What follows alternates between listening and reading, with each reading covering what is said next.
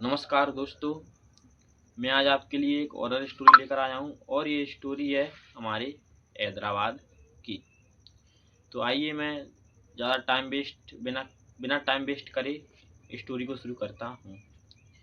ये स्टोरी एक लड़के की है जिसका नाम है वेदांत, जो किसी और शहर में रहता है लेकिन हैदराबाद में अपने किसी काम से आया था। वो हैदराबाद में एक कंपनी में शूटिंग्स करता था।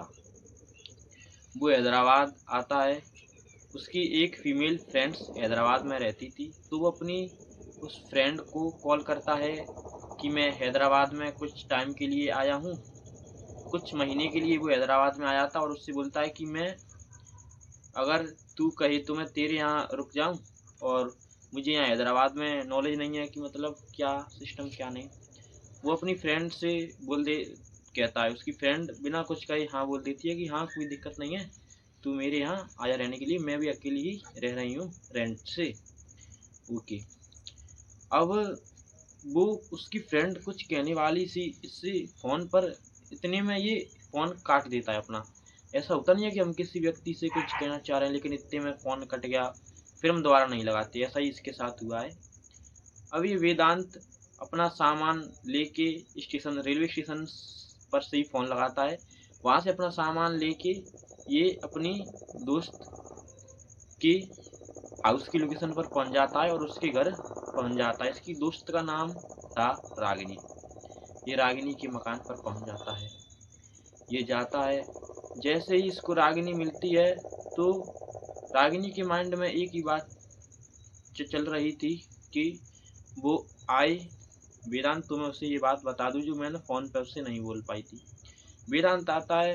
रागिनी उससे सीधे ही एक ही बात बोलती है कि मैंने फ़ोन पर नहीं बोल पाई थी लेकिन अब मैं तुम्हें बता रही हूँ कि तुम रात को, चाहे तुम्हें कितना भी बड़ा काम हो या कुछ भी काम हो, लेकिन तुम रात को घर से बाहर मत निकलना इन रोडों पे। मतलब जो वो नहीं है लाइन की रोड, जैसे एक लाइन सी में रहती थी। एक शहर होता है, फिर शहर के अंदर से लाइन होती है, जैसे sector number 1 line, sector number 2, ऐसे ही एक सेक्टर नंबर की लाइन में रहती थी। बोलती थी इस लाइन में तुम रात को निकल मत जाना 6 बजे के बाद, यहाँ भूत प्रेत घूमते हैं और नेगेटिव एनर्जीज का वास होता है यहाँ।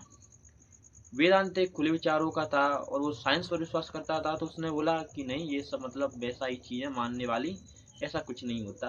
वो उसकी बात पर नहीं मानता, लेकिन वो उससे बोल देती है कि एक ही बात बोल रही हूँ कि 6 बजे के बाद तुम बाहर मत निकलना, बस इससे ज़्यादा मैं कुछ नहीं जानती। हो जाता है, रात हो जाती है। अब वो खाना पीना खा के सो जाते हैं। सुबह दोनों जागते हैं अपने नहा धो के।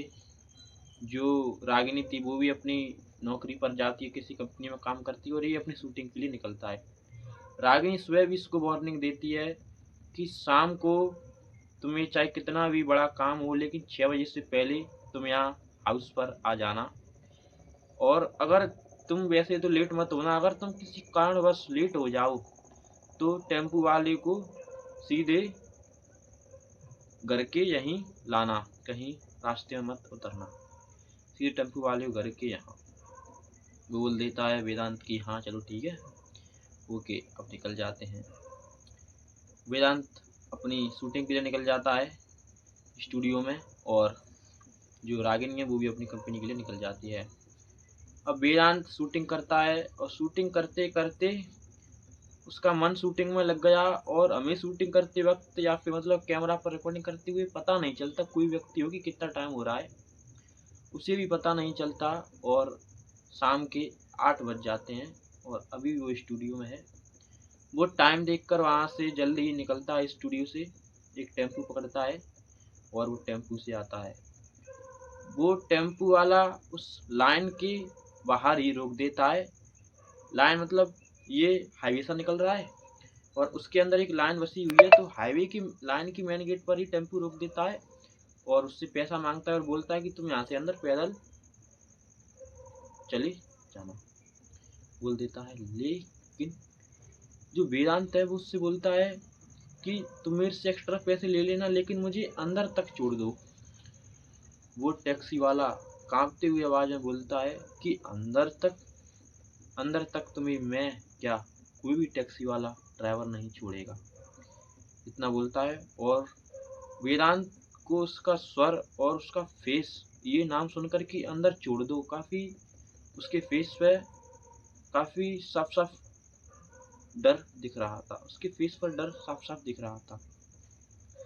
वो वेदांत उसको पैसे देता है और अब उसके मन में भी कहीं ना कहीं एक शक सा हो गया था कि कुछ तो यहाँ हॉरर है, मतलब कुछ तो है जो हॉरर है। वो मजाक नहीं है उस रागिनी की बातें जो उसने कही थी। अब वेदांत उस लाइन में तेज तेज जा रहा है, जिस लाइन में उसका घर था ना, लास्ट में जाके, थोड़ा लास्ट में था उसका घर, थोड़ा पीछे था, वो जा रहा है।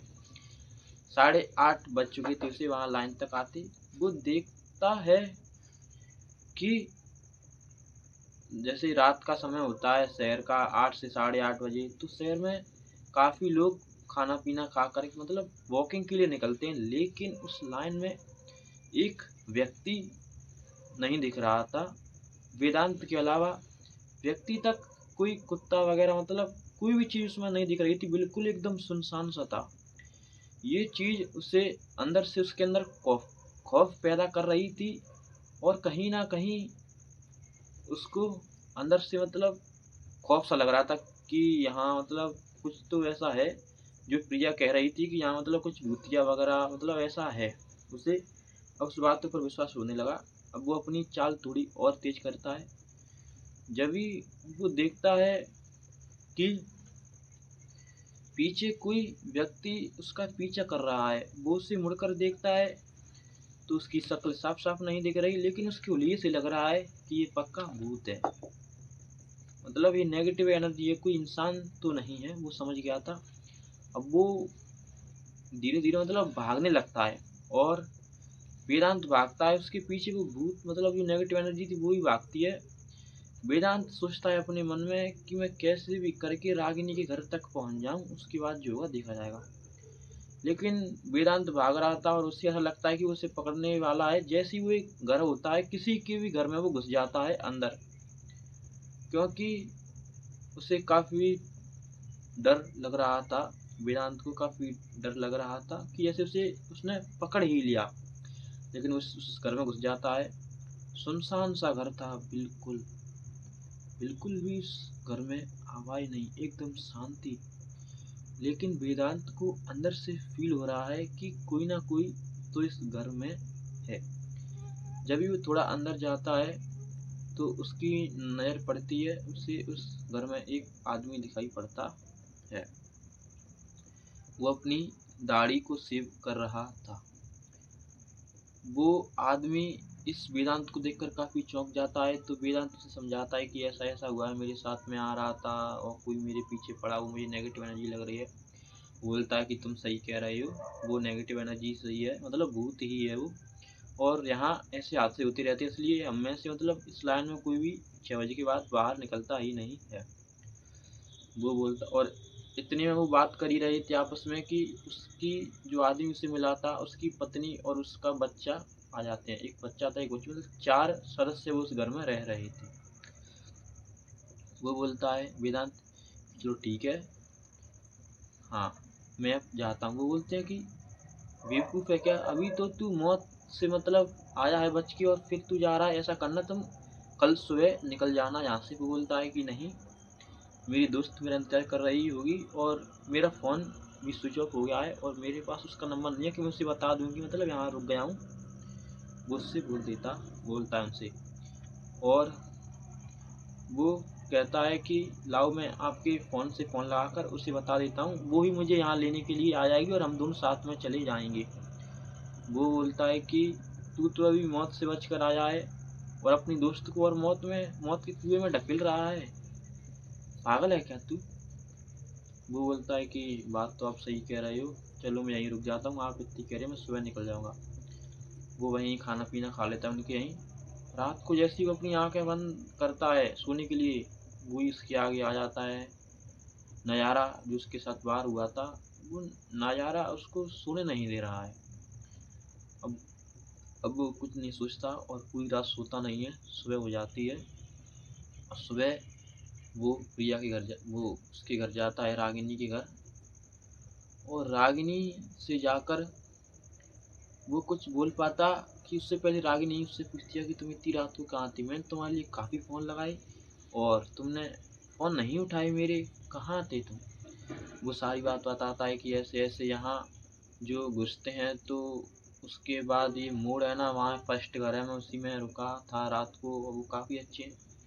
वो बोलती है कौन सा घर, वो उसे दिखाने के लिए जाता है कि ये वाला घर। वो बोलती है कि इस घर में आज से 4 साल पहले आत्महत्या हुई थी। 2018 की ये बात बता रहा हूँ आपको। 2014 में इस घर में आत्महत्या की थी लोगों ने, और वही तो इस लाइन में भूत बनकर लोगों को मतलब सताते हैं, कभी कभी मार भी देते हैं लोगों को। अच्छा है तुम बचाए, और इस घर में कोई नहीं रहता। अब वो उस घर के अंदर जाके देखते हैं तो उन्हें वहाँ कोई नहीं मिलता। वो समझ जाता है कि सही बोल रही है रागिनी। वो सोचता है कि हाँ, रात को जो आदमी मुझे मेरे पीछे भाग रहा था वो, और जो मुझे वहाँ अपनी दाढ़ी की शेविंग करते हुए मिला उस घर के अंदर, वो सेम सेम से लग रहे थे। अब वो सोचता है कि हाँ, मतलब वो सोचता है कि मैं भूतों के साथ रुका हूँ एक रात। फिर रागिनी बोलती है कि तुम्हारे साथ अच्छा हुआ है कि तुम्हें उन भूतों ने कोई नुकसान नहीं पहुँचाया है। अब रागिनी उसे बताती है कि यहाँ ऐसा ही होता रहता है, और यहाँ मतलब रात भर भूत मतलब घूमते ही रहते हैं। 6 बजे के बाद तो कोई भी यहाँ आएगा नहीं, ऑटो टेम्पो वाले तक नहीं आते, उन्हें तक सब कुछ पता है कि इस लाइन में क्या होता है। और काफ़ी लोग तो यहाँ अपने घर छोड़ कर खाली कर कर भाग गए हैं, और घर खाली कर कर यहाँ से चले गए हैं काफ़ी लोग। हाँ, और ये लाइन काफ़ी भूतिया और डरावनी है, मतलब हॉन्टेड है, ये लाइन ही हॉन्टेड है। और यहाँ पर अक्सर मतलब भूत घूमते ही रहते हैं, ये बात हकीकत है। ये बात रागिनी उसको बताती है। तो इतनी बात सुनते ही वेदांत अपना थैला वगैरह उठाता है और उसी समय वहाँ से निकल जाता है, और उसके बाद वो अपने घर चला जाता है। उसके बाद उसने कभी भी उस स्टूडियो में और हैदराबाद लौटकर नहीं आया। हाँ तो दोस्तों, आपको हमारी ये हॉरर स्टोरी कैसी लगी, प्लीज़ कमेंट में बताएं। वैसे तो ये काफ़ी डरावनी थी, और ये डरावनी स्टोरी आपको काफ़ी अच्छी लगी होगी, मुझे पता है। लेकिन अगर आप ऐसी हॉरर मिस्टीरियस स्टोरी अगर और सुनना चाहते हैं तो प्लीज़ मेरे इस चैनल को सब्सक्राइब करें।